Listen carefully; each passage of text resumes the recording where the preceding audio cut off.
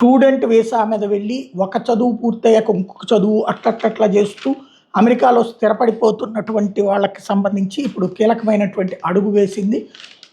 వాళ్ళకి కూడా expiry date పెడుతోంది America.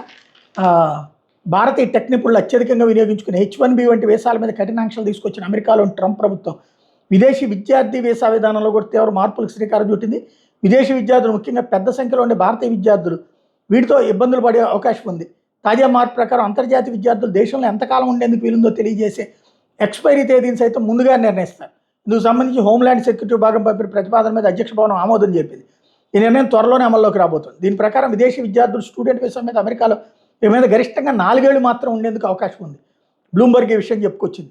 F1 student వీసాదారులు, J1 exchange visitor వీసాలు కలిగిన వాళ్ళు, ఇతర వీసా కేటగిరీ వాళ్ళు ఇందులోకి వస్తారు. ఈ మార్పు అత్యధిక సంఖ్యలో అమెరికాలో చదువులు కొనసాగించే భారతీయ విద్యార్థుల మీద ప్రతికూల ప్రభావం చూపబోతోంది. 4 ఏళ్లకు మించి కొనసాగే PhD, పరిశోధన, ఇతర దీర్ఘకాల కోర్సులో నమోదైన భారతీయ విద్యార్థులకు ఇబ్బందులు తెచ్చిపెట్టే అవకాశం ఉంది.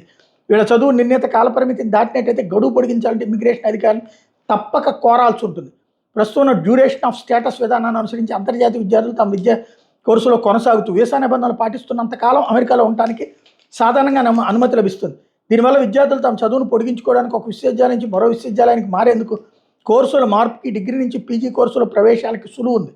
కొత్తగా ప్రవేశ అనుమతి కాలపరిమితి కోరకుండానే ఆప్షనల్ ప్రాక్టికల్ ట్రైనింగ్, STEM OPTలను పూర్తి చేయడానికి అవసరమైన వెసులుబాటు వాళ్ళకి దొరికేది. తాజా నిబంధన అమలైతే ఈ పాత పద్ధతి ముగిపోతుంది. బదులుగా విద్యార్థులు దేశంలో చట్టబద్ధంగా ఉండేందుకు ఇమ్మిగ్రేషన్ విభాగం ఒక నిర్దేశిత కాల పరిమితిని మాత్రం మంజూరు చేస్తుంది. ఆ నిబంధన ఇంకా అధికారికంగా అమల్లోకి రాపోయినా ఇందుకు సంబంధించినటువంటి గత సూచనల ప్రకారం చాలామంది విద్యార్థులు గరిష్టంగా 4 ఏళ్ల ప్రవేశ కాలానికి మాత్రమే లభిస్తుందని అధికారులు చెప్తున్నారు. ఇది ఓవరాల్గా అక్కడ మన వాళ్ళని ఉంచడం వాళ్ళకి ఇష్టం లేదు కాబట్టి మనం డిసైడ్ చేసుకోవాలి.